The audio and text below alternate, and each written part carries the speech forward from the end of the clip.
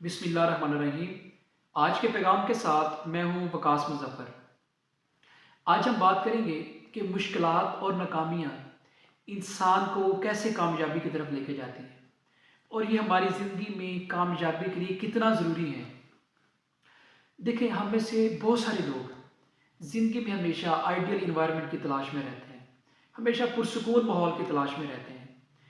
अगर किसी इंसान को ये पुरसुकून माहौल बगैर किसी मुश्किल के, बगैर ज़िंदगी में छोटी-छोटी गलतियाँ किए, बगैर किसी नाकामी को देखे हुए मिल जाए, एक तो ये अचीवमेंट इंसान की परमानेंट नहीं होती, इंसान के अंदर वो तजर्बा नहीं होता, उसकी शख्सियत में वो एतमाद नहीं होता।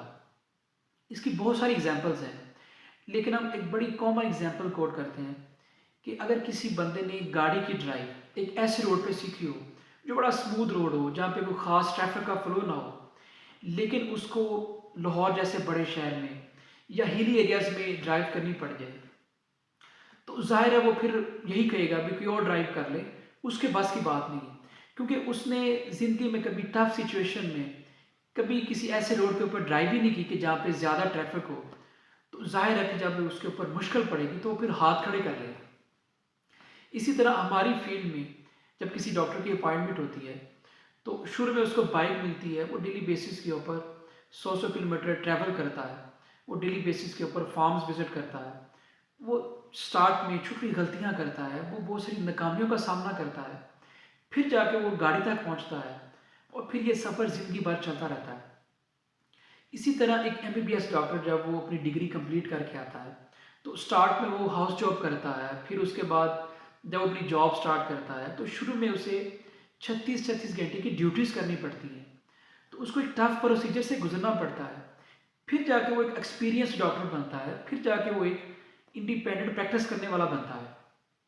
तो ये सब लोग अगर इनको शुरू से ही कुर्सी पर बैठा दिया जाए, तो ज़ाहिर है जब इनको कोई बड़े से बड़ा टास्क दिया जाएगा, तो ये गलतियाँ नहीं करेंगे, बल्कि ये ब्लंडर्स करेंगे। देखिए, ब्लंडर एक तजर्बाकार इंसान से भी हो सकता है, लेकिन इसका फ़र्क ये है कि वो इसमें से निकलने का कोई अच्छा वे आउट निकाल सकता है, वो इसका कोई सॉल्यूशन निकाल सकता है, वो इसको बेहतर अंदाज से डील कर सकता है।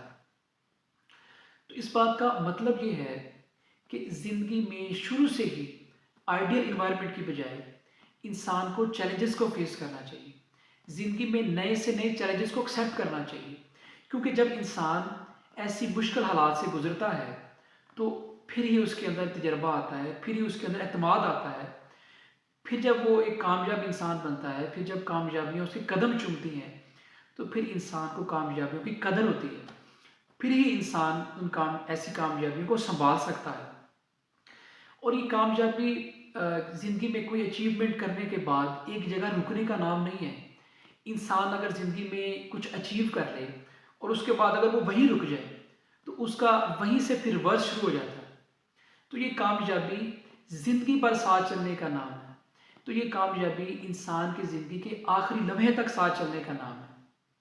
तो अगर हम कामयाबी की डेफिनेशन इन अल्फाज में करें कि ये कामयाबी वो कामयाबी है जो इंसान को ऐसी इज़्ज़त मिलती है इस दुनिया में भी और मरने के बाद भी, कि इंसान को फिर अच्छे अल्फाज में याद रखा जाता है।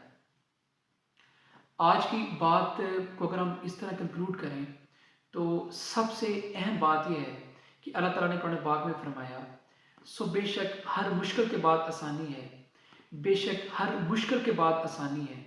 तो अगर हम अल्लाह ताला के इस फरमान के ऊपर कामल यकीन रखते हुए जब भी हमारे ऊपर कोई मुश्किल आए, हम इत्मीनान रखें कि इसके बाद ज़रूर हमें आसानी मिलने वाली है।